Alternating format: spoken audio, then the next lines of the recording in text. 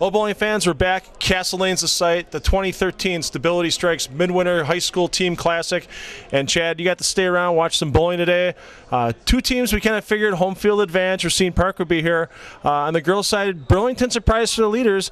And a little bit of surprise after the qualifying round, they struggle a bit. Kenosha Bradford on the boys' side for that final. Yeah, I think we're in store for a couple of very close matches. Wouldn't surprise me at all to see both of these coming down to whoever makes the first mistake on the lanes, but I think we're going to see some pretty entertaining bowling matches. Both matches, 2 games, total pins. We're going to start off with the girls' finals first, follow up with the boys, and Chad and I will be back from Castle Lanes with that in just a moment, so make sure you stay tuned. You wouldn't run on jagged rocks barefoot, and you wouldn't play volleyball barefoot either. So why would you feel like you're bowling barefoot? That's why you need Stability Strike socks. By using mohair yarn, spandex, wool, and other fabrics, Stability Strikes will provide you with more comfort and support than other athletic socks on the market. Get all the details about the SS300 socks from StabilityStrikes.com. I have a lot of viewers that ask me, why do you have so many of your tournaments at Castle Lanes? Well, Castle Lanes is a center that has an exceptional atmosphere. The charm of being in a Northwoods cabin while you bowl, an attentive staff on the lanes and in the lounge, all the big screen TVs and a free Wi-Fi hotspot, and being named in Bowler's Journal as one of the 95 places to bowl before you die, you have to bowl at Castle Lanes. That's why we love Castle Lanes, and you will too.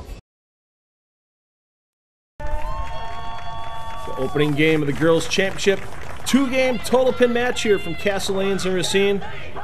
Burlington will be on lane 7, Racine Park on lane 8. And Chad, you got to give a little bit of a favor here to Racine Park.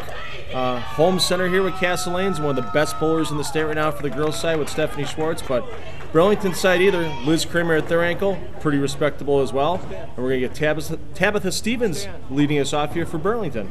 Yeah, I agree that, on surface you're going to take Park.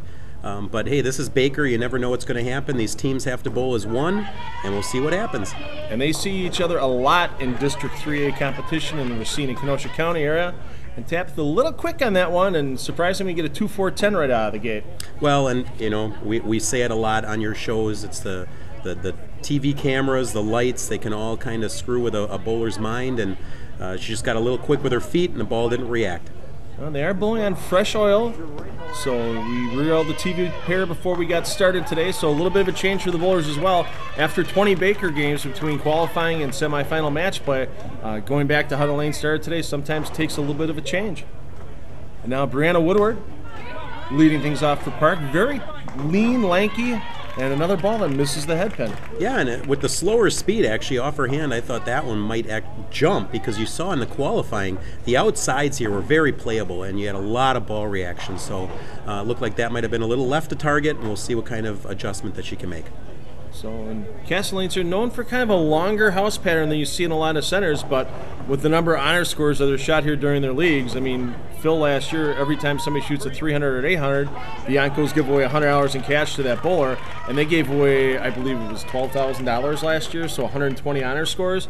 A lot of scores coming out of this place. Oh yeah, all you have to do is just crank your neck up and look at the ceiling and see all of the ceiling tiles for people that have gotten honor scores. There's a lot of them here. This is just a great center.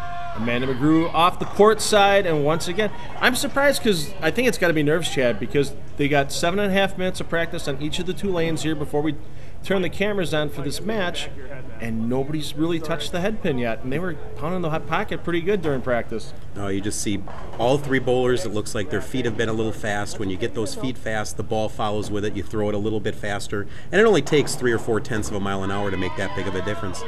Cross lane at that spare, and we got a mark on the board. There we go. That should loosen up the swings on Burlington's side a little bit. No doubt about that. These lady bowlers don't take a lot of time getting on the approach. They know what they want to do. They get a little gusto behind it. We got Shelby Polzine up to the line, and a little too much gusto left in that, and Yeah, lucky to get yeah. 7. Well, yeah, that one definitely it didn't have the problem the other bowlers have had missing to the right. That one missed seriously to the left. Just, yeah, a little over anxious there and pulling the ball, seeing probably everybody have underreaction and overcompensation there. And not an easy spare here with the 1-3-8. Best way to shoot it probably like a crossover. Yeah, you almost have to, because if you put it in the pocket, the headpin's probably going to wrap around the 8. See what Shelby does here to take a shot at it, and exactly as you drew it up, Chad, unfortunately, and she leaves that 8 pin. It was a great shot, though. I mean, if she can put it there on her second frame, probably going to be a very good ball for her. Well, Burlington averaged 187 during qualifying in the semifinals today. Racine Park was right behind him at 184, so we know these teams can put up scores. We'll see if Rachel Briggs can get the first strike of the day here for Burlington.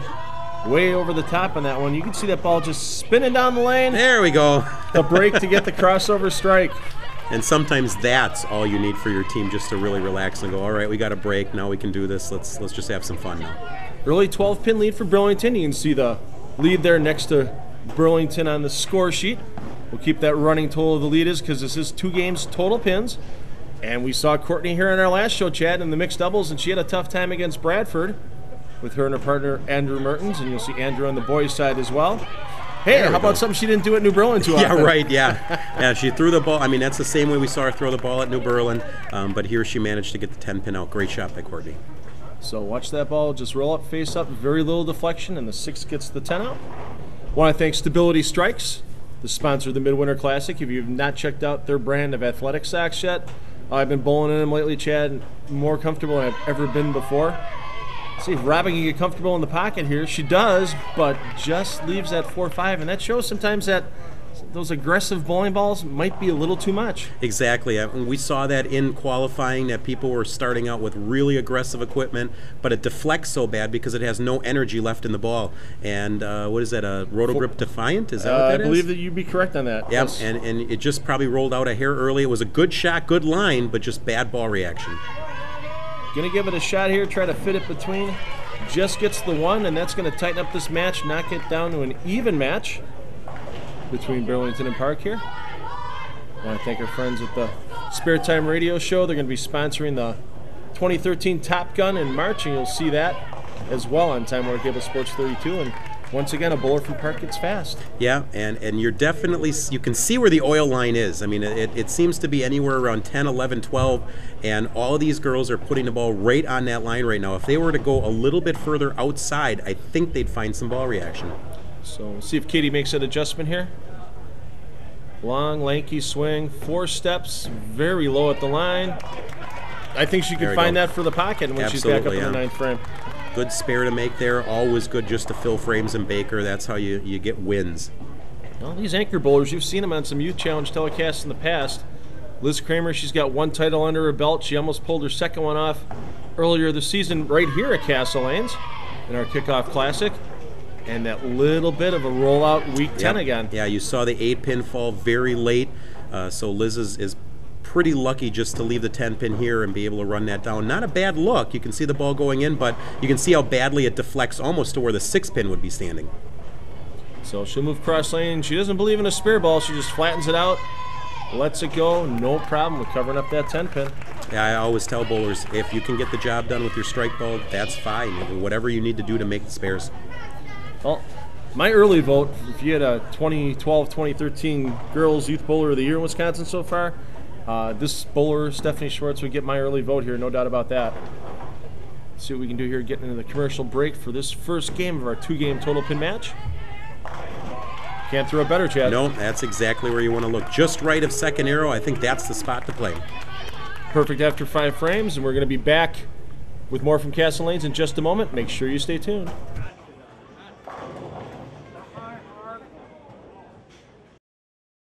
The January issue of Wisconsin Bowler Magazine is available now in area bowling centers. If your local center doesn't carry Wisconsin Bowler, ask them to. It's free to them and free to you.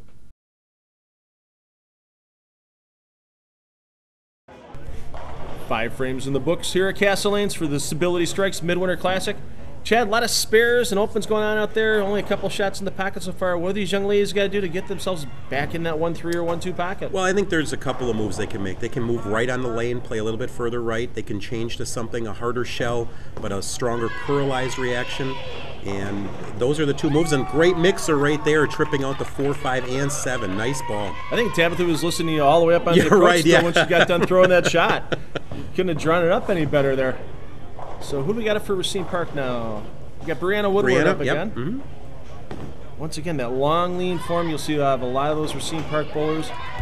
Great coaching staff here. I mean, you've got Red Chapman, puts everything together for the boys and the girls teams. For the girls, you've got Stan Johnson back there. You've got Mike Balser back there. So a couple of phenomenal coaches as well. You'll see the other coaches on the boys' side when they're up for their matches. And Red just wanted to thank all of his coaching staff. I mean, he's got development coaches to help the kids that are in middle school right now. They've got to have a really good program for years to come, Chad. Oh, always good to have coaching. I mean, that's where it all starts from. You can have all the bowlers in the world that you want, but it all starts with the coaches and what they can do for the bowlers both on and off the lanes. Amanda McGrew here coming up. Yeah, coaches here at Burlington as well. I mean, great youth program they've had at Town and Country for years. Cody Holbeck was here earlier. He helps coach the girls team, and wow, they're throwing a lot of strikes all of a sudden. Everybody's waking up a little bit. Maybe the first round under the lights, the nerves are starting to go away a bit, Chad. Oh, I think that's a big part of it is, they got through the first set of frames, and now they can calm down a little bit. They see what the lanes are going to do, and just relax. Shelby, she had a little pull on her first shot earlier. That one she straightened out a little bit, but not an easy spare here with a 2-4-5. No, we always say that anything more than a single pin spare, there's never a definite, because when you have these multi-pin spares, there's just all kinds of strange things that can happen. So yeah, you can chop the 2 off the 5, you can pull it a little bit too far, slide the 2 in front of the 5. Yeah, lots of ways that these can be missed. See, taking a little extra time on the approach. Long 4-step, little quick out of her hand, and yeah, that's not going to come up. Yeah. That would have been a pretty good first ball, so she should probably catalog that in her mind and say, okay, I can throw it there for a strike, and that probably will be a pretty good reaction.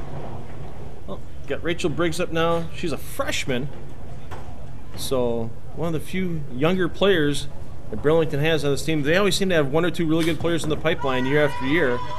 And once again, that one kind of spins a little bit off her hand, and she got the break when she crossed over last time and paid full price this time, Chad. Yeah, you just saw the ball deflect really to the right, and anytime that happens, the 5 pin's not going to take out the 8. I'm sure you can see it here on the replay. You can see the 5 just fall straight down. What's one thing as a coach, if you get a bowler with a little weaker roll like Rachel had right there, one thing to do to get them to strengthen that roll up a little bit? You see she's already wearing a wrist device, so is maybe a change of wrist device an option? Well, we can do that. We can try some different wrist positions with it. We can try some different things with ball layout or ball surface. Just anything to get a little bit of friction for the ball to be able to read.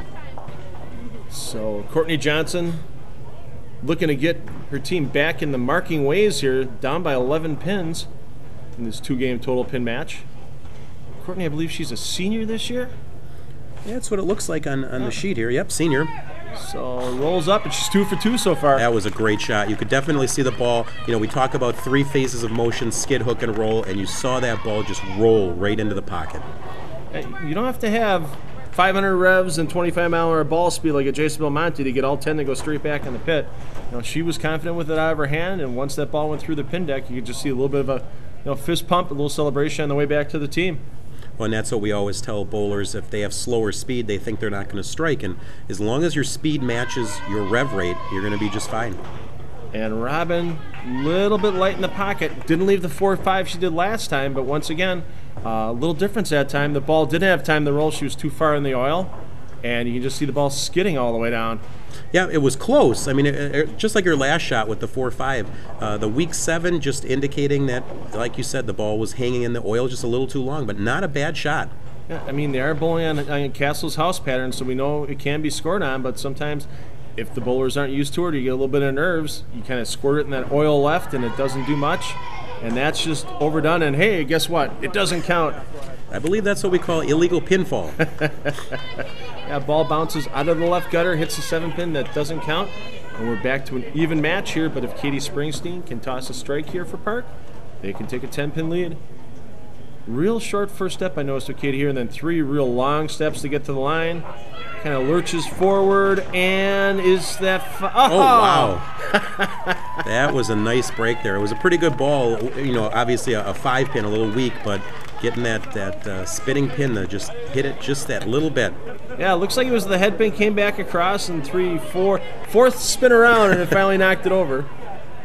And as you know, the anchor bowler here, Liz, you got to kind of shake that off, keep your team in this.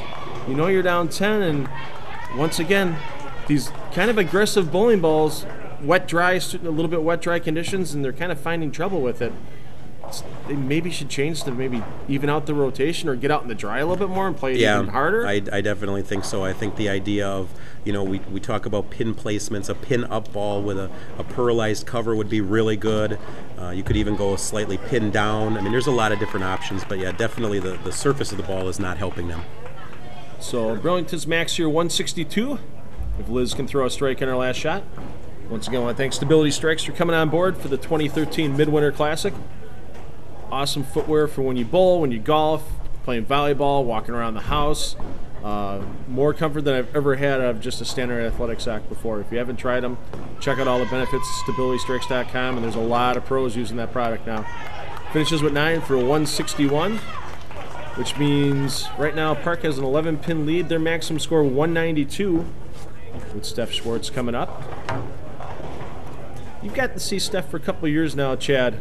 And her game stayed pretty solid, even though when we've seen her, when she was a 13-year-old coming out of middle school competition after she won middle school state, her game stayed pretty solid all the way through. She's not trying to make modifications just because she's growing a little bit. She's not trying to crank the ball up or anything of that nature. No, and that's something that I definitely believe is a coaching philosophy, is you take what that bowler does well and you just keep improving on it. And the thing I really like about Stephanie's game is the subtle changes she can make. It looks like she's not really doing anything differently, but it could be just a foot placement change, a wrist placement change, and when you get a bowler that understands that, they're really, really effective on the lanes.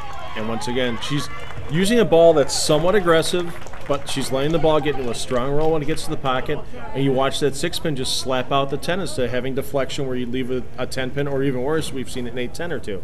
Well, and that's something, if you watch her wrist position, it's not strong, it's not weak, it's right in between, but it's allowing the ball to clear the heads before it starts to roll. So if she can strike here, it'll be a 31-pin lead for Racine Park going into this 2-game total pin final game, and sure enough, she does it. An awesome finish, 192 for Racine Park, 161 for Burlington. We're going to take a short break. They're going to have to flip lanes. Park will be on lane 7, Burlington will be on lane 8 for match number 2, and we'll be back from Castle Lanes with the rest of this final in just a moment. Make sure you stay tuned.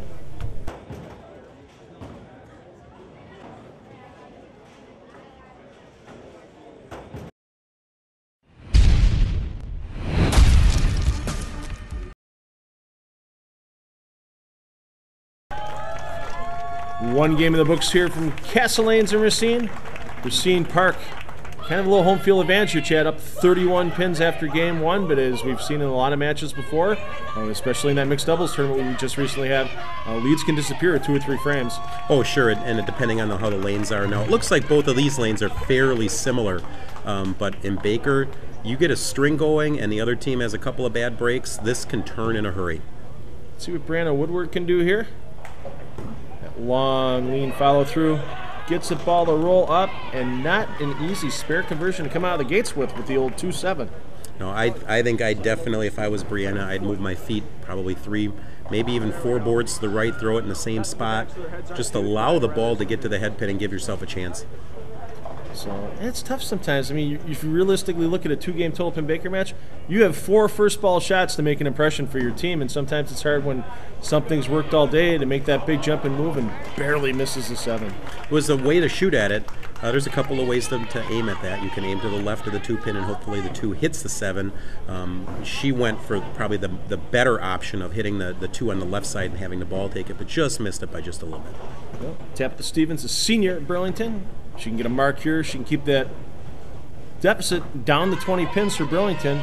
Nice and relaxed out of her hand, and wow, unbelievable. Good shot, but did you see, Phil, did you see that was a little further to the right than a lot of the other bowlers are aiming, and that's where the ball reaction is. Yeah, and you can just see how strong that ball rolls up, goes right through, no deflection, and just a bad break. The 2 crushes the 4, and it doesn't hit the 7. So She's going to go cross lane at it, nice and straight. Covers it up well. And this is the way Burlington has to approach this game. Park opens, Burlington marks, that's plus 10 for Burlington.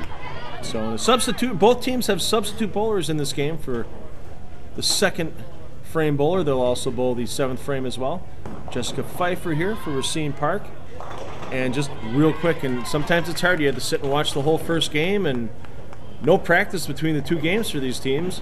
Hard to just come out and try to get lined up in the pocket. Usually what I do with my teams, if I know I'm going to make a change, I'll tell that bowler, hey, go in the back and just swing the ball back and forth, just to at least loosen up your arm so you have that motion. You're not going up there completely cold. But it is difficult. It really is coming in cold like this. And 4 pins left for the spare, and there's a lot of ways to miss this as well. And yeah, just way too light. Want to hit that 1-2-4 square. No chance. And wow, 31 pin lead to start, down to 8 pins. If Burlington can throw a mark up here, even with a 9 spare, they'd still keep it less than 10 pins. And we've got Kaylee Vogt up. So she won middle school state with Burlington a couple seasons ago, and a great start for Kaylee, even though it was on the crossover side. Yep, it's doesn't going to matter. pump your team up. It counts the same on the scoreboard. We always say that, and that's exactly what Burlington need to get right back in this match. It's actually pretty much an even match right now. 8 pins the difference. I want to thank our hosts here at Castle Lanes once again. Another great tournament, as always, put on by the staff and the Anco family. Courtney Johnson, 2 for 2 on strikes so far. She's been hitting the pocket all day in that 3 spot. And hit it again, and it just kind of hit like a marshmallow. Yeah, but it's a 5 pin, and that's how you have to look at it as a bowler is, hey, my team needs a mark. I threw a pretty good shot. Wasn't what I wanted, but I can make the spare. And you can see all that deflection. The 6 kind of gets rolled over into the 10 pin. Lucky that she didn't leave a 5-10 or something. Yeah, that would have been disastrous. That's always a tough one to make, that 5-10, because you got to get on the left side of the head pin and slide it, left side of the 5 pin, slide it back over. Dead on the 5, though. And that's what Park needed. They had a couple of opens there, but now they're back on the board, and they can reset and move on from there. Dunner Global sponsoring the Spring Swing of the Youth Challenge Series, when that starts up again in March and starts being televised in April, thanks to our friends here at Time Warner Cable Sports 32. I want to thank them again for their continued sponsorship. And Rachel Briggs, a freshman from Burlington, up. And she's got that little top spin going again. The real late hook because of that spin on the ball, but it just was a little too hard and left the 4 pin. And what that spin does is it allows the ball to go through the heads, go through the mid lane before it picks up a roll. And sometimes that's very effective depending on the lane condition. It's kind of funny looking at every one of these girls at Burlington. Everyone, I thank Coach Kelly and Coach Hody and Coach Burt, all the help they do with the team. District 3A is the toughest high school district in the state on the girls' side, in my opinion. We had the first Spare Time radio poll come out recently, and 5 of the top 8 teams were out of District 3A. And probably only 4 teams are going to go to state, so that just tells you, it's going to be a really good team that's probably going to get left at home this year that should be up at the state tournament up in Wausau in March. Yeah, and it all starts, you've made reference to it all starts with the coaching staffs that they put together. There's coaches all over the state, and we applaud all of them because it's a thankless job at times. It really is. But down in the Racine, Kenosha area, they just know how to set up their programs. Katie Springsteen almost got the lucky break with the Jersey squasher there. Leaves the 7. She's going to move a little bit farther to the right. Looks like she's going to use a lot of the lane for the spare. And that's hooking towards it, and hooked a little too far. And once again, we see these single pin misses might come back to bite the teams later on in the day. That's usually what does it. I mean, you leave a single pin, which means you threw a pretty good first shot. So then you got to come back and say, well, I can make this spare. There's only 1 left on the deck. And then when you miss it, it's just like a double whammy. Robin Conrad, a freshman. I want to thank her mom Ann and her stepdad Jim for all the help they give. And wow, they helped her pack strikes like that. I can see why they're on the bio sheet.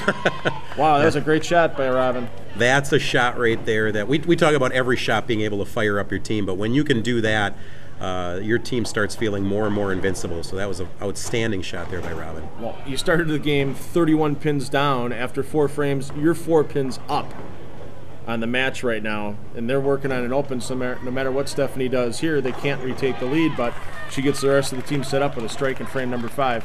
And that's the job of that 5 bowler is no matter what happens, don't worry, I'll keep us in this match. Just let me go up there, I'll throw my shot, and that's exactly what Stephanie did. Great shot. You can just see she knew it was there in the pocket. A little fist pump on the bottom, get the team fired back up. You know, she's a little vocal out there, so she's the captain of this team, and she's not afraid to let a bowler here and there know it because, you know, you got to get everybody involved. There's 7 girls on each of these sides here, and everybody has to do something. And once again, we see a little bit of a weak 7, which is surprising here at Castle. Yeah, normally that light hit, the sidewalls here are so active, and it's so neat to watch these kids come in light, and they just splash pins all over the place. So, yeah, I'm surprised that 7 didn't go down. Liz, 17 years old, high series of 769. I didn't have a 769 until I was like 27. Ooh, and a big error getting into the commercial break. That lead just went back from Burlington back to Park. Chad and I will be back from Castle Lanes with the rest of this championship match in just a moment, so make sure you stay tuned.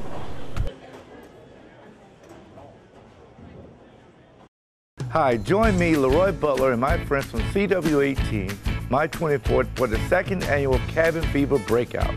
Friday, February the 22nd at Classic Lanes in Greenfield. A portion of the proceeds will benefit the Leroy Butler Foundation, which helps women and their families cope with breast cancer. Meet me, win some great raffle items. It'll be a great day of fun for a great cause. Space is limited, so call Classic Lanes today and reserve your team for 6 bowlers.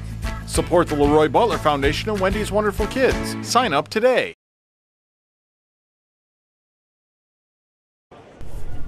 Back from Castle Lanes and Chad, we had a big momentum swing at commercial break there.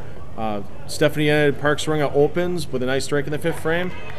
Liz threw a great shot, left the 7 pin, and then missed it in her part of the 5th, and now leads back to Racine Park. Who's got really more momentum right now, Park or Burlington? I think Burlington still does. They've made up 23 pins of that 31-pin deficit. They're still in this match. It's within 1 mark. Brandon Woodward there looking to get a double for her team, and the best ball she's thrown all day, and of course it leaves a 10-pin. Oh, that usually is what happens. You can cross over all day, go through the face, carry, and then you put one right where you want it. That's when you're going to leave something. See Coach Mike Balser back there just reminding her, just get cross lane, just throw it nice and easy at the spare. He knows how big a single pin conversion or miss is here right now, and she covers it up perfectly. And that's the way you got to do it. It was a great shot. Just go up there, run the spare down. That does the team more help than you can possibly imagine. Well, Tabitha's been doing a nice job in that leadoff spot today. She's only thrown 1 strike, but she's keeping those frames filled. Pretty much, she filled the 1st frame this game. She struck in the 6th frame last game. Let's see if she can do it again here. Little tight on line, and once again you can see because of the oil in the middle of the lane, ball doesn't get enough drive to get through the 5-pin. Yeah, at least she kept it on line, and once again, leaving something you can make. That's the overriding theme when it comes into Baker. Nice support by the teammates, the coaches, everybody there. They got the high 5 going up right. behind her, just to make sure nobody misses a 5-pin, as they always say. Oh, she's dead on target with it, not a problem. Perfect conversion. One of the nice things you see about Baker is how involved the team stays with each other. They're all standing there. When you throw a good shot, they're always got their hands up in the air right as they're walking off the approach. Just love Baker. Jessica Pfeiffer opened her first attempt today. She just came in the game number 2. Looking to get her team a mark here. A little quick out of the hand, but she gets the wall shot. There we go. Yeah, it was still a little quick, but a much better part of the lane than she threw the first ball.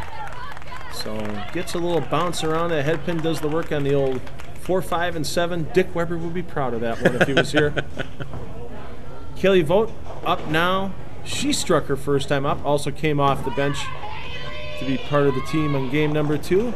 And a nice strong roll in the back end, but just a little wide. And that interesting follow-through she has where the ball's coming off her hand right when it's by her right ankle and then steps forward into the follow-through.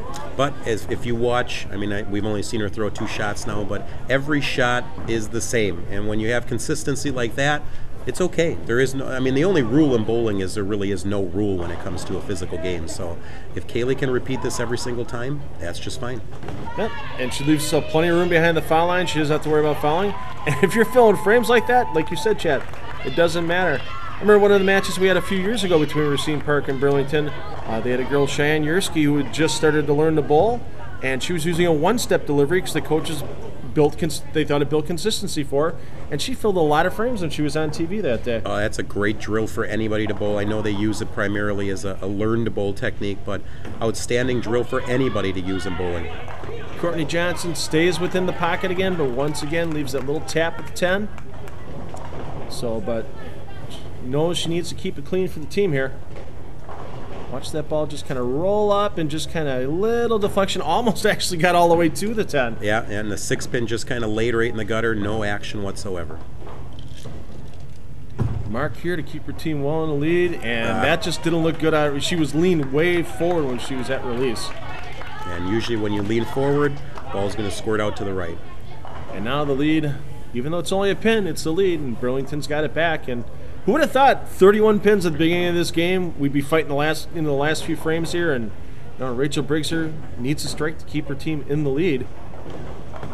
The excitement is on.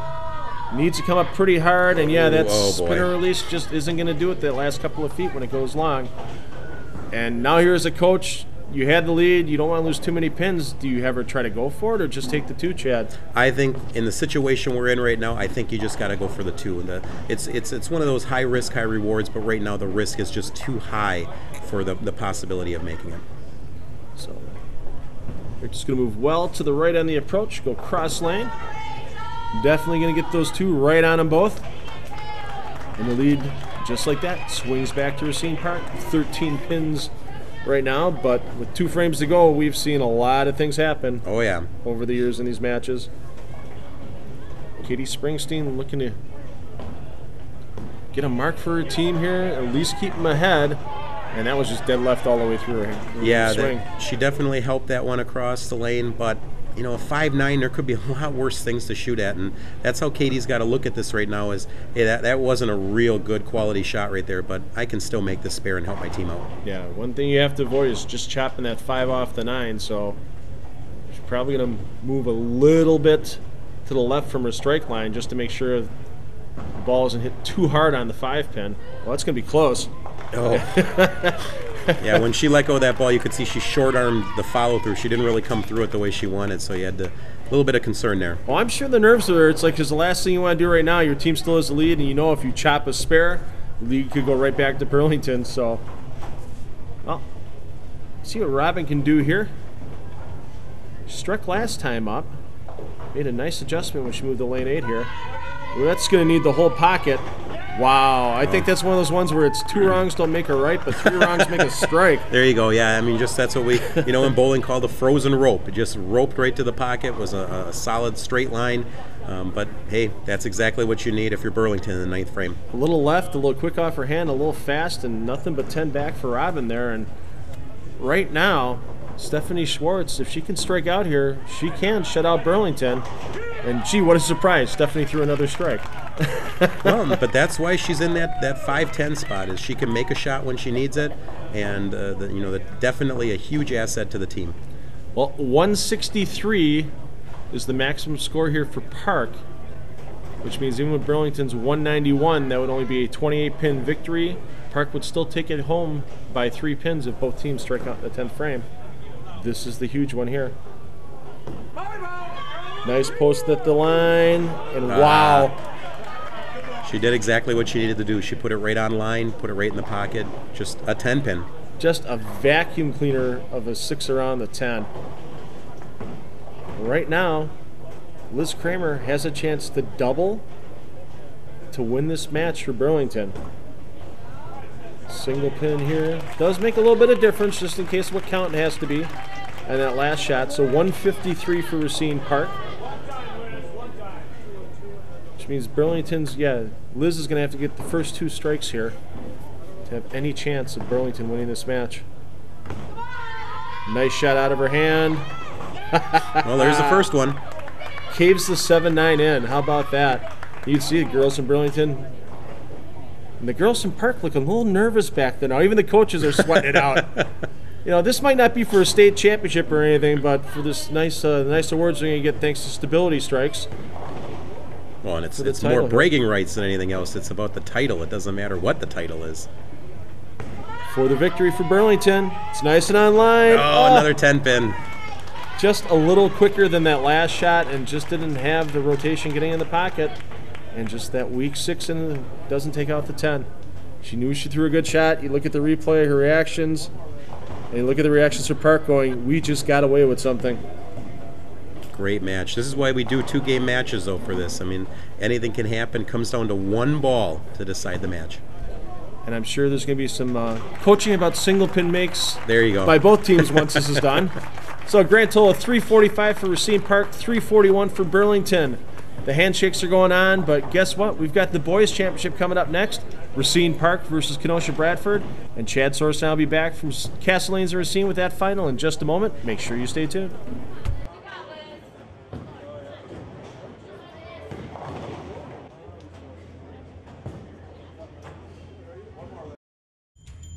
You wouldn't run on jagged rocks barefoot, and you wouldn't play volleyball barefoot either. So why would you feel like you're bowling barefoot? That's why you need Stability Strike socks. By using mohair yarn, spandex, wool, and other fabrics, Stability Strikes will provide you with more comfort and support than other athletic socks on the market. Get all the details about the SS300 socks from StabilityStrikes.com.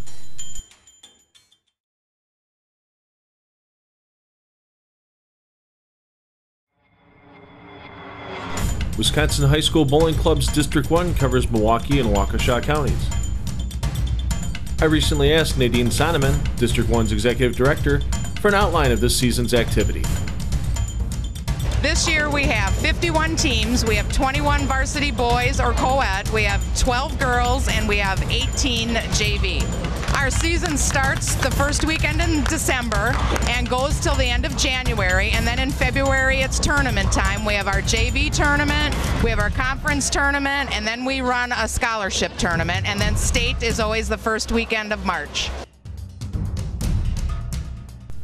For additional information on District 1 or any of the Wisconsin High School Bowling Club's 13 districts, you can go to their website at wihsbowlclub.com.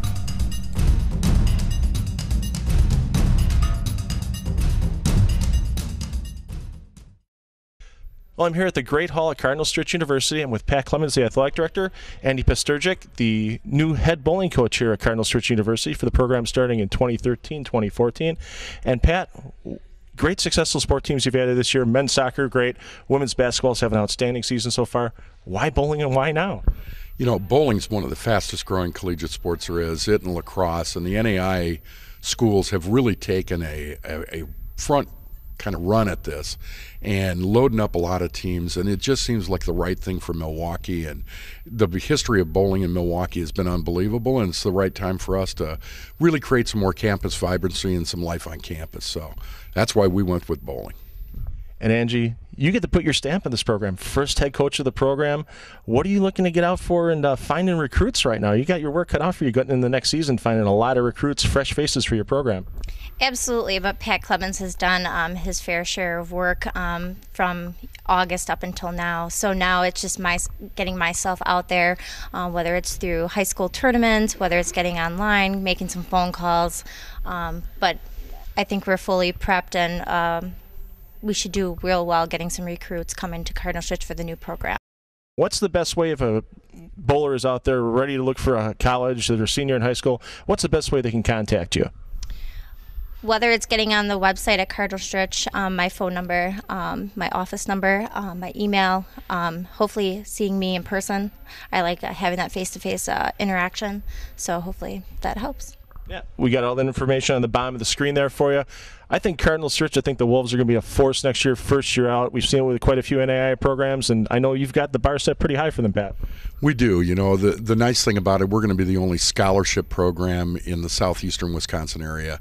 And although it's only partial scholarships, I think that's really going to attract some great bowlers right from the very beginning, and it'll make us competitive. And you're right, some of the top schools in the country right now are NAIA schools. And people are starting to kind of look at the NAIA as bowling. And I think that's going to really help us down the road. So if you're a high school senior, guy or girl, get a hold of either Pat or Angie up here at Cardinal Stritch University. Become a member of the Wolves for the 2013-2014 season. And we'll be back with more bowling action in just a moment, so make sure you stay tuned. District 3A of the Wisconsin High School Bowling Club encompasses Racine and Kenosha counties. The girls division of District 3A has some of the toughest competition in the state, with 5 of the teams from that division ranked in the top 10 of the latest Spare Time 900 Global High School Coaches Poll. Currently, the Burlington girls have a 3-match lead over Kenosha Tremper, and a 4-match lead over Waterford and Indian Trails for first place. Competition on the boys' side is tight as well, with Kenosha Bradford having a 2-match lead over Kenosha Tremper and a 3-match lead over Racine Park. For more information on high school bowling throughout Wisconsin, you can go to wihsbowlclub.com.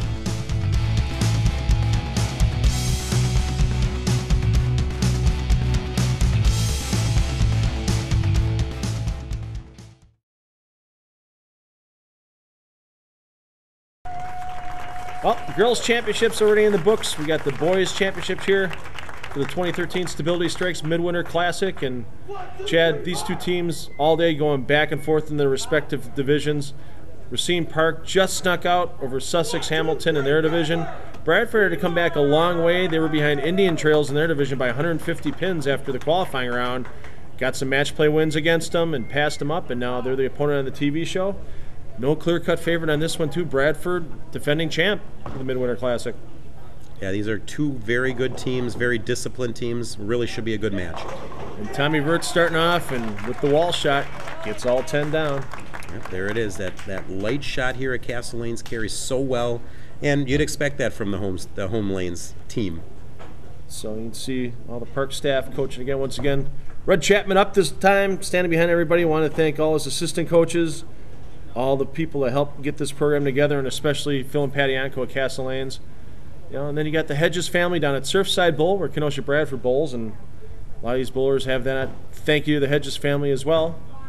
Andrew Close has it in his card. And can he get the wall shot? Nope. Just a little too light.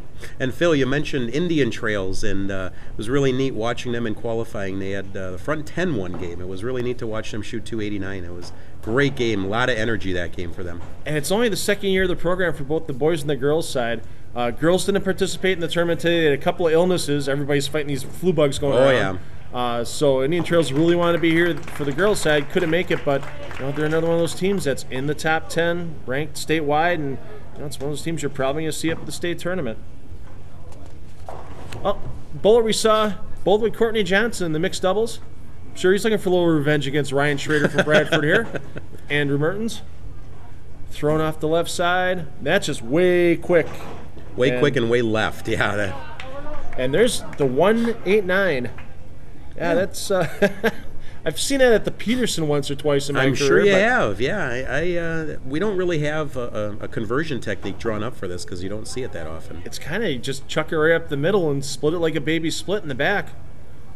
Can't really hook into it because the head pin will go around the 9, and that's what you try to do. Mm-hmm. Yeah, you're right. You almost have to come up high like you're about to leave a split, and hopefully then the ball drives the head pin into the 9, but just a bad break there. Well, the two lefties bowling against each other on each team. There was two lefties on each team. You got Zach Eidsor in the number 2 spot for Bradford as well. So we got lefties in the 2 spot and 4 spot for Bradford. Lefties in the 2 spot and 5 spot for Park. And he didn't learn anything from his Park compatriot there because, once again, way wide of the head pin. Yeah, I don't know if it's just they're too speed dominant right now. But, yeah, both shots did not move an inch on the lanes. Oh, and then you got to kind of dial it back down a little bit. I mean, once again, they had to send the sidelines during the girls' matches, but they were bowling on lane conditions that were broken down from the 20 Baker games earlier. And now, all of a sudden, you may have to bring your speed down a little bit, straighten out your target line, and next thing you know, you're missing the head pin left. And then 3-pin match already opens for both teams in frame number 2. Hey, look who's sitting in the crowd. Done with his high school days. 2-time team champ Racine Horlick. Ryan Zagar. Watching his brother Kyle. His family moved to Kenosha, and now Kyle's bowling for Kenosha Bradford. You'll see him in the number 4 hole. Paul DeMette here for Racine Park. Interesting follow through. It crosses his face, and you need to cross a little bit more of the head pin there. Yeah, I mean, 2-4-8-10. We're seeing a lot of underreaction right now. So, once again, bowlers get amped up a little bit. We know it's the nerves. A lot of these bowlers haven't been on TV before. Park didn't make the TV show the last couple of years here in the Midwinter Classic. Bradford defending champions, but there's a couple new bowlers on that team that weren't on the roster last year. Gets it across, try to get 3, which he does. That's all you can really do on that shot. That's just an ugly, ugly split to have to try and make. So let's see what Nick Dory can do here for Bradford. Nick, a senior. You'll see Bradford, those guys are pretty deliberate at the back of the approach, most of them. They have a good pre-shot routine. They take their time. A couple of guys from Park do as well, and it's always good to be able to just repeat everything, shot to shot to shot. Real heavy on the forward roll for Nick, and he gets the 7 out. Just gets the job done. It doesn't impress you overly as far as the power of it or the revs of it, but that down and in motion is simple. And a lot of times that's what really makes the difference in bowling, is if you can keep your game simple, you're going to knock over a lot of pins. Well, Chris Fortier, last time we saw Chris, he wasn't even in high school yet. First time we had a handicap division on the U Challenge Series, and he's made up for lost time there. There you go. Comes out with a strike. Struggled a little bit his first time back on TV when he was 14 years old, but threw a great shot there. And now here we go. You saw him last year with Racine Horlick, with his brother winning the state championship. His family moved to Kenosha, and now Kyle's bowling for Kenosha Bradford. It's kind of weird hearing Ryan cheer for Bradford in the background. And once again, a lefty comes up a little bit light in the pocket, and he's lucky to just leave the 3-pin. Yeah, I think his rev rate is what allowed him to play out there and be able to get the ball back somewhere close to the head pin to leave himself just the 3-pin. So he'll hook the ball across the lane. Moves a little bit farther to the left. Probably try to find a little dry bumper out there to get it across. And it's still probably didn't get as far across as he wanted it to there. Right, yeah. But maintains an 8-pin lead for Bradford, getting into the 5th frame of our opening game here. Remember, it is a 2-game total pin match. Teams will switch lanes after this opening game. And the winning team today will receive medals and a plaque for their school, thanks to our friends at Trophy Athletic. The Wagner family has always a great awards. Scott Brow, boy, he had that direct line all day off that left corner, Chad, and Scott's just been destroying pins all day. Yeah, and when you have that much oil in the middle, you can get away with pointing the ball just a little bit or playing that inside line. That was a great shot. Well, Ryan Schrader, you just saw him in our last show, him and Mandy Van Dyne, winning the high school mixed doubles classic. He's looking to add another Midwinter Classic title to his belt. Bradford defending champs from last year, and he just can't get that 7 out again. No, yeah, a lot of laboring in the back end from these bowling balls. It wants to hook, it wants to drive, but it's just not completing the motion. And the head pin just got stopped by the 4-pin, and the 4-pin just fell over and nowhere near the 7. Well, make sure you cover this up, get in a commercial break with a lead for your team, and move on from there. Does that perfectly. We got half our opening game in the books from Castle Lanes for the 2013 Stability Strikes Midwinter Classic Boys Championship. Join Chad and I back in just a moment for the rest of the game 1.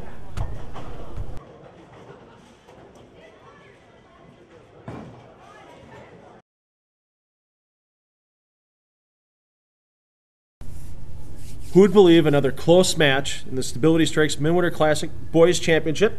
Racine Park with a 3-pin lead early, Chad. They're also working on a double here, and we could see a quick pull away by Park if they can keep the string going. Oh yeah, that's the whole thing with Baker format, is you're only throwing 2 frames a game, but if you get these guys lined up, those 2 frames add up into 4, 6, 8 strikes. I mean, yeah, you can get a match in a hurry to a big lead. Tommy Verts firing it right up the gut, and he just gets that 5 out of there. A 3-bagger for Racine Park, stretches that lead out to 13 pins. You just watch that ball reaction. 5 just tickles that's all you out need of there. Andrew Close-Up, a senior at Kenosha Bradford. Throws a little loopy shot at the bottom. Needs to come on. Wow. Whoa, there was ball reaction. I think when he got down on that shot, Chad, he really got his hand underneath it, and axis rotations a little flatter, made the ball pick up earlier. Oh, it definitely hit up on the ball a little more because it just grabbed another gear in the back end, and that one took off. And I'll tell you what, house pattern, sport shot, it doesn't matter. 3, 6, 9, 10, not one of my personal favorites, and I'm left-handed and wouldn't want to shoot at it. We've nicknamed this the toughest non-split spare to make on the deck. No doubt about that. Needs to hook back up and get that 9 out. He can't do it. That's real common. It's tough to approach it because no matter what you do, you stand a chance of leaving one of them. Well, let's see what Andrew Mertens can do here. Andrew really went wide on his first ball. Left that really unusual 1-8-9 leave. And with his team working on 3 in a row here, you know he really wants to keep this going. Looks like he made an even farther move to the left with his feet there, just a little bit. And once again, he leaked it out and didn't come back. Yeah, it's closer than the first ball was, but where he moved 2, he probably should have moved 4.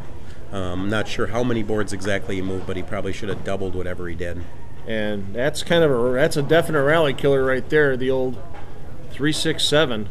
And get the 2 and go right now and keep your team in the lead, I'm sure, is what he's hearing from his coaches back there. Across the lane. Yeah, gave it a little bit of a run. Yeah, that's the way you have to shoot at it, is aim more for the 6 than the 3. So still a 13-pin lead for Racine Park. Can't lose any more pins right now because Bradford is working on an open frame, and Zach Eidsar looking to make a correction as well. He left the 3-6-7 his first time up. Pardon me, a 1-3-6-7, left it as a washout. He made a little move as well. A little slower out of his hand, and he gets the wall shot. Yep. Yeah, very key observation there, Phil, seeing that he slowed down just a little bit. That's all you need. We talked about it in the girls' match. A couple of tenths of a mile an hour is all it takes between a washout and a strike. And so many of these scoring units nowadays in these bowling centers, they have the speed near the pins on there, so you can see if you've gotten a little fast or a little slow with a shot. Sometimes, the human eye at 50 feet away doesn't pick up the same thing that those electronic readers do, so it's always a good backup to have to your own eyes. Paul Demet here looking to get Park back on the strike train. Needs to come up a little bit harder, and he gets the 4 out. Now we're starting to see the light hits really start to carry here at Castle. So Bradford can cut the lead down to 3 pins if Nick Dory can get up here and double up for Bradford. And yeah, we see these light hits carry pretty well here at Castle Lanes, no doubt about that. Rare that those couple of 7 pins we've seen today, pretty rare. Nick Dory struck his first time up, looking to double up for his team. And an early read again, but he was kind of pointed up a little bit on that shot. He didn't let that ball out to the right as much as he did the first time. No, but I think we're starting to see a little bit of breakdown in the lanes.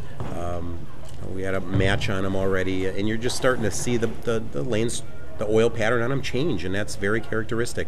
With the lights that we have, that heats it up just a little bit. That's going to change how the oil plays, but definitely didn't get the ball out to where he wanted to. Get them both with the ball, just like you're supposed to. A good spare there for Nick. Keeps them within 13 pins with 2 frames to go in our opening 2-game total pin match. Chris Fortier struck his first time up. His dad, one of the developmental coaches that works with a lot of the middle school bowlers when their season starts, and that starts right towards the end of February, and they'll start bowling their matches in March. And a ringing 10. Yeah, sometimes we say that that's just throwing the ball a little too hard or right through the break point, but it was a good shot, and you just saw the 6 wrap right around the 10. Would you have thought as a college coach 4 or 5 years ago, Chad, you'd be hearing middle school developmental coaches? No, I mean, it's just unbelievable how the sport for the juniors and the youth has taken off, and it makes my job a whole lot easier as a college coach because I know that these kids have all gotten coaching. And Scott, your kid needs a little work on these 10 pins here, because now that just brought the lead down to 1 pin.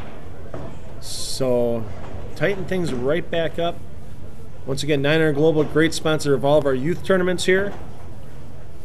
Sponsoring our spring swing on the Youth Challenge Series, and that starts up again in March and April. And they're also one of the sponsors of the Spare Time Top Gun you'll see in February on Time Warner Cable Sports 32. Kyle Zagar, no problem destroying all 10 pins on that shot.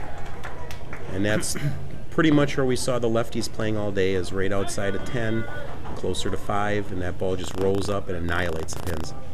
So nice firm through, no problem getting him down. Scott Browse struck his first time up. Scott playing the lanes much more directly than the other 3 lefties are, and that could help keep him out of trouble. Ooh, that was a little high. That was tight. Mm-hmm. Could have been a 6-8. So 180 the maximum for Racine Park, 189 the maximum for Bradford. So no matter what, it can be a tight game going into game number 2. Basically just one mark will at most will divide the teams.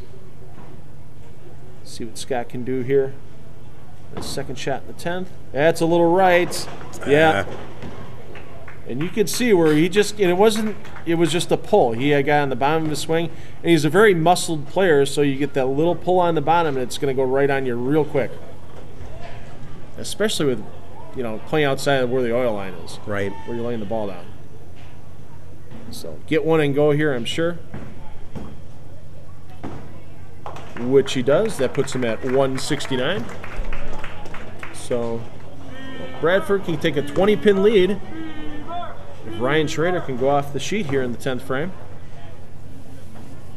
Ryan was showing me before the match today on his right arm, he has the from the Justin Bieber album, Believe, he has the logo tattooed. I saw that. Yes, I did see that. On his arm. Everybody thinks that we're joking around with Ryan when we say how much of a Justin Bieber fan he is the times he's appeared on TV. He is. He actually enjoys the music. He's got rhythms running through his head from Bieber songs to help him keep his rhythm. Needs to find one that's a little bit slower for his spare attempt, though. That was a little quick, left the 3-pin. So we're not picking on Ryan. We're just reading exactly what he has in his bio That's sheet. right. Well, if you can cover this up and get all 10 on that last shot, we'll have a tie game. And basically just knock it down to a single-game match here. 169 for Bradford if they get a strike on the 12th shot. And Ryan works here at Castle Lanes, so he's got a lot of experience bowling here as well. Great youth program. Red Chapman helps out with that on Saturday mornings here. Surfside, where Bradford bowls out of. Hedges family has a great youth program out of there as well. Tuesdays with the high school and Saturday mornings. Nice pull through on the bottom. And he tickles him down. Not as high of a score as I thought we'd have, but it is tied, 169 apiece. We've got one more game in this 2-game total pin match. Join Chad Source and I back from Castle Lanes for game number 2 in just a moment. Make sure you stay tuned.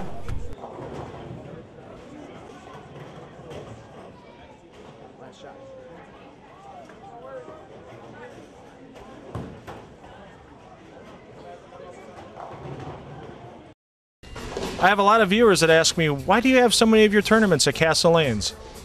Well, Castle Lanes is a center that has an exceptional atmosphere. The charm of being in a Northwoods cabin while you bowl, an attentive staff on the lanes and in the lounge, all the big screen TVs and a free Wi-Fi hotspot, and being named in Bowler's Journal as one of the 95 places to bowl before you die, you have to bowl at Castle Lanes. That's why we love Castle Lanes, and you will too. Join the Milwaukee Bucks, the Fox Sports Wisconsin Girls, and Columbia St. Mary's at Bowl for the Cure Day, Friday, February 8th at AMF Bolero Lanes. Help raise funds and awareness in the fight against breast cancer. Lanes fill up fast. To register, call 414-227-0835.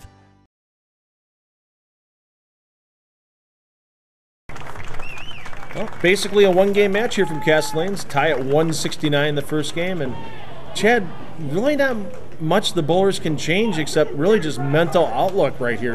That's about it, right? Yeah, I mean it's the the mindset now of this is a 1-match game or 1-game match, and I need to execute my shot, and it just comes down to now not making the mental mistake, not missing the single pin, leaving yourself something to make. That's the mentality that has to go through all of these bowlers' minds. Yeah, Bradford, no lineup changes at all. We'll see one lineup change for Park shortly. So Andrew Close starting things off for Bradford on lane 7 here at Castle Lanes in the Stability Strikes Midwinter Classic Boys Championship Game 2. A little quick out of his hand, but he got it to roll up. I thought it was going to be a little wide. Well, we did see in the last game towards the end of the match there that the lanes are breaking down a little bit, so it could be playing into the hands now of the bowlers that throw it a little harder. So, yeah, they didn't get any practice. They just switched lanes while we were on the commercial break there. So Tommy Vert's going to see what he can do to match Bradford's lead off there. Looks good out of his hand, but way too fast with that head pin. Didn't do any action on the left side at all. Not at all, no. It just went right in the gutter, fell down, and that was about it. See if we can get a replay here. Yeah, watch that head pin just go. Yeah, it just zoomed around and didn't get anywhere near the 7 pin. Well, key here, make your spare, get a mark on the board for your team. There's no guarantee that Bradford's going to get a double. And he barely does that. Little extra exhale by the Park team there as the 7 pin goes down. Zach Eidsorup, senior, He's got 1-300 under his belt. A lot of these bowlers on both teams want to thank Lenny Borsch at Bowler's Choice Pro Shop here inside of Castle Lanes for all the help he gives with drilling their equipment. And a great shot by Zach to get a double for Bradford on the board. Yeah, I really like that approach. You know, coming in just a little bit light, but a nice approach, a little slower like we saw in the last game. Great shot by Zach. Gets Kenosha Bradford out to a 10-pin lead here. This 2-game total pin match. They tied game 1 at 169, and here's the substitute for Park, Dallas Aviles. Nice shot by Dallas. And oh, yeah. I'll tell you what, these, even with the girls match, the girls that came off the bench, now with Dallas here coming off the bench, great shots after having to sit for a whole game.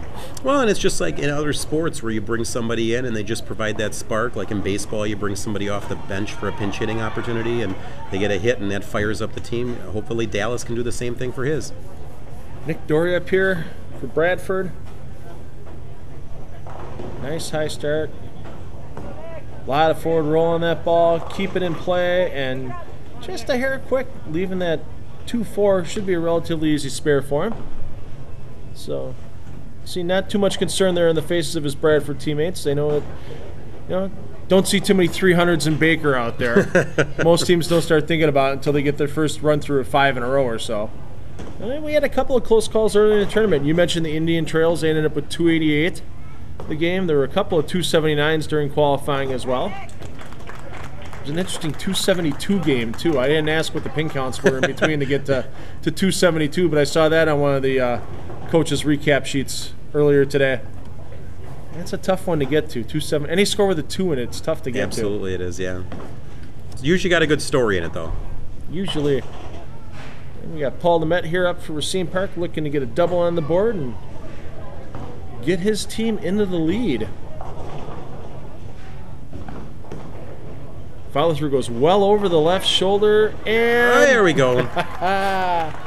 Gets that 7 out. We've seen a lot of those 7-pin stand today. Not that time.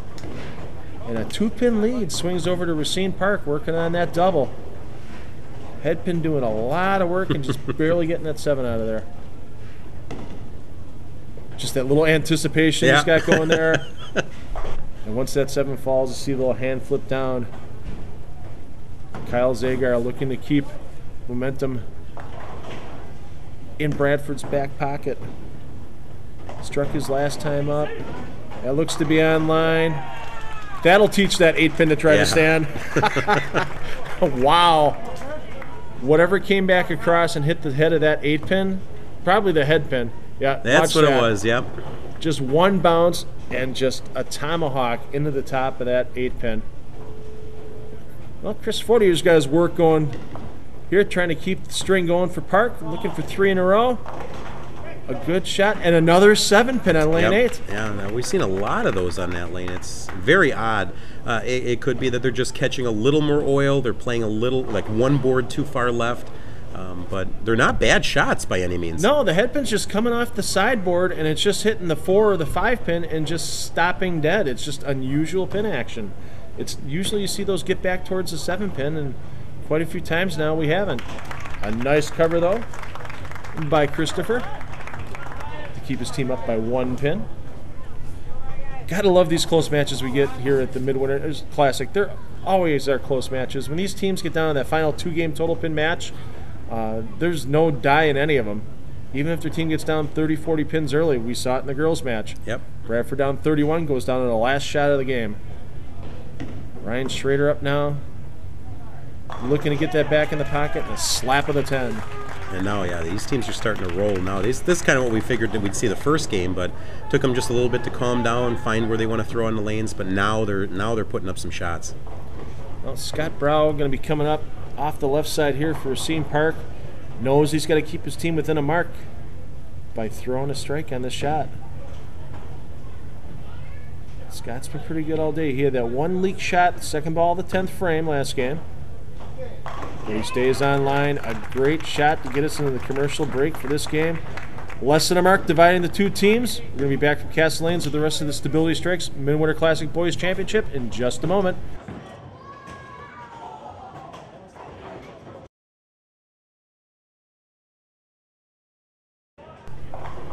Kenosha Bradford working on a double. Racine Park working on strikes. Everybody's staying clean so far this game, Chad, and this could be one of those matches where the one extra carry or the one extra spare conversion could be the difference by the time it's all done. No, it's come down to 5 frames. We talked about it at the beginning of this game. It's down to 1 game. Now it's down to 5 frames. Both teams are within a mark of each other. This is exactly what we want to see. Andrew Close looking to get 3 in a row for Kenosha Bradford. Struck his first time up, and he kind of fell off balance to the right on that shot in his follow-through, and you could see there was just nothing on that ball when it got to the 1-3 pocket, and he knows it. No, his feet look a little fast, so when the feet get to the line first, now all your momentum stops, and your arm does all the work, and sometimes this is the result. And he's lucky to get that 7-pin out of there, because that 7-pin could have been real problems trying to make a split at this stage of the game. Should just go right at that 5-pin, no problem covering it up. It's going to keep his team up by 8 pins. But if Racine Park here can get a strike, they'll take the lead over. And Tommy Verts left the 7-pin his first time up this game. We've seen a couple of those 7-pins this game so far on the Park side. Ooh, that one just turned and stopped. Oh, yeah, his shoulders looked a little turned to the right, that the ball never really got where he wanted. It was just too fast off his hands, and it was pointed right. Well, the good news is that he's working on a strike by his teammate, Scott Brow, so he doesn't lose count. The bad news is you got a 4-pin spare you need to convert here in a tight match. And you have to watch how you shoot at this, because there's a couple of ways that it can look like you're going to make it, and you wrap one of the pins around. That needs some help, and that just never got all the way over. You need to get that 1-2-4 with the ball and have something take the 8-pin out. And now Bradford goes from a single-digit lead to 20 pins just like that. Yeah, that was really quick.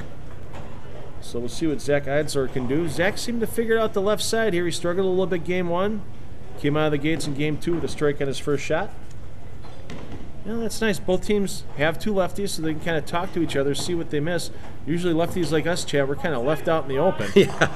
And just a dead pull right by Zach there. Not happy with himself at all. You can see he's talking to himself on the way back. And he knew that could really help stretch a lead out. Yeah, but what Zach has to do is he has to keep his composure here. At least it's not a split. At least it's not a washout. And, hey, I can make this and just run this down so that you just make the opportunity shorter and shorter for the other team. You can see Zach uses that interchangeable thumb. There's quite a few of those brands out there right now. Keeps a consistent feel from ball to ball, especially with that feel of a plastic spare ball. It could always be a lot different than the resins there on your strike equipment, and he covers it up nicely. I'm a fan of the interchangeable thumb going between my strike ball and my spare ball, Chad. I don't know about you. I just stick with the urethane slugs. Turbo makes some great products for both of them. The interchangeable fingers and thumb they actually do make as well. Yeah. Whoop, Dallas slips getting up to the line. Almost, it doesn't matter. Almost fouled there. I think he was more trying to save himself from fouling than anything else. He ends up keeping the ball on line and getting a big strike for Racine Park. Watch the pin action on this one on the way back, and just slices the rack. 5 goes right into 7 like it's supposed to. So Nick Dory here needs to just keep filling frames. Let Park try to strike and have to play catch up. Needs to come up a little bit farther. Oh, and he gets the wall shot. There we go. That was a good looking shot right there. That's exactly what you need in these late frames. I mean, it's frame 8. He goes up there, throws one ball. It's like, all right, my job's done now. Let's go. Yeah, now you're just a cheerleader for your teammates and just helping them out however you can. But a big double here. If Park can put a double up on the board here with Paul Demet, that lead will be down to 8 pins with 2 frames to go, and anybody's match here in the Stability Strikes Midwinter Classic. Just a dead pull. Oh, wow. From a goat to a god in 2 seconds. I mean, he looked like that ball was going to be absolutely terrible. Had a chance for a split, and something comes back flying out of the pit, hits the 10, eventually rolls the 6 into the 3-pin. It's just amazing how sometimes these pins can stand. You can send a pin to hit it, and it just stands like a stone wall. And there you have an instance where it doesn't look like the pin's going to tip over at all, but it manages to take out both of them. And now, if you're Kyle Zagar, you got to set that big break that your opponent just got out of your mind. You can't do, because if you let it get to you, you can have the match blown away right here. Yep, he's got to focus on his shot. He can't do anything about what anybody else does on the lanes. Looks good out of his hand and scrambles everything up. There we go. Gets a double on the board, too, for Bradford as well. So Bradford's maximum score right now, 245. They can keep striking. They can win this match. Because the most that Park can put up right now is 237. And that's, to get there, Christopher Fortier's got a strike on this shot in the 9th frame.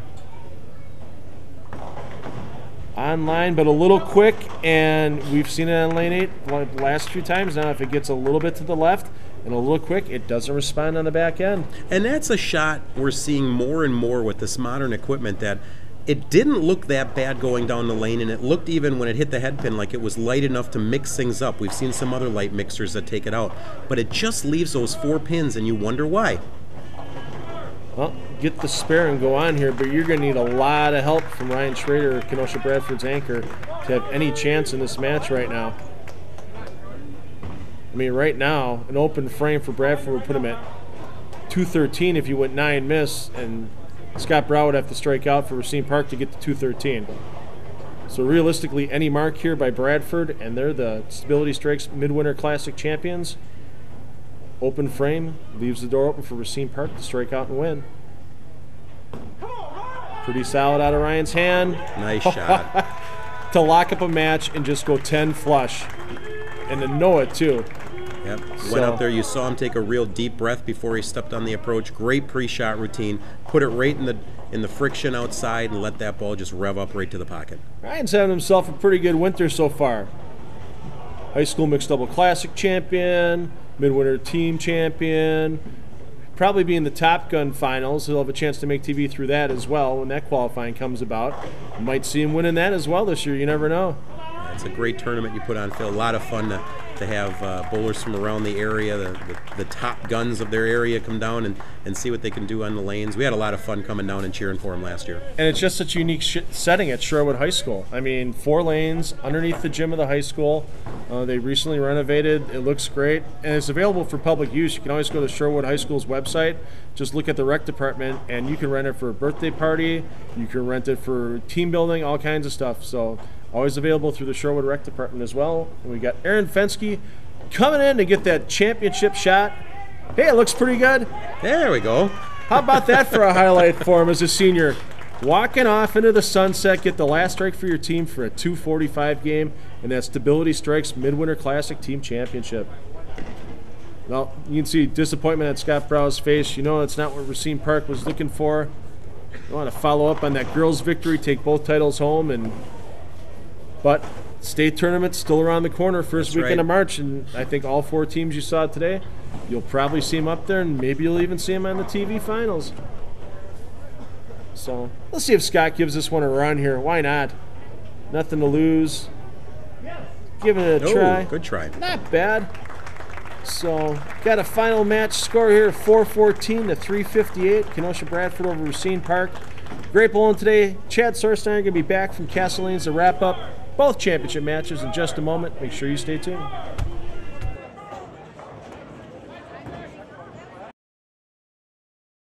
The Racine Park Bowling Club and Castle Lanes would like to thank all of the team sponsors for the 2012-2013 season. Barbiere's, a Milwaukee institution since 1963. Great Italian food for dine-in or carry-out, and great times for your family and friends. Barbiere's, in the heart of South Milwaukee, and near Miller Park on Blue Mound Road. Join Steve Sparky Pfeiffer, Van the Man McNeil, Dwight 5-time Albrecht, and other guests as they talk about the PBA Tour and local bowling on the Spare Time Bowling Show, Sunday mornings at 9 a.m. on Sports Radio 1250, WSSP. Well, Chad, what can you say? Boys finals, girls finals, both down to the 10th frame of the second game of those total pin matches. Girls finals, Stephanie Schwartz could have shut them out, rang a 10-pin. Liz Kramer could have got up, doubled. She leaves her own 10-pin. Park walks away with that one, and then Bradford just comes on huge in that second game of that total pin match to win the boys title. Yeah, this is exactly why I really love Baker format is no matter what happens, how far down you get, your team can just keep digging and digging until you're right back in the match. And to see the girls coming down to 4 pins, 1 ball, like you said, just super exciting to watch. And the guys tied after 1, and then coming down to the 10th frame, like you said, and just a couple of shots that were made. And great performance by all teams. Absolutely. I think Wausau better watch out for all the teams that bowled in the Midwinter Classic here today, because they're going to be tearing it up when they get there the first weekend in March. I want to thank Stability Strikes for coming on board, sponsoring the Midwinter Classic. They're also one of our sponsors of our next telecast. We're bringing it back after 20 years, the 2013 bowling game. That's going to come to you from New Berlin Bowl, and that's going to be a lot of fun. I'll try to do my best Lee Rothman that day for the crowd. So for my friend Chad Source, I'm Phil Brylow, and parents, take the kids bowling. They'll have fun for life. We'll see you again next time from New Berlin Bowl, the 2013 bowling game.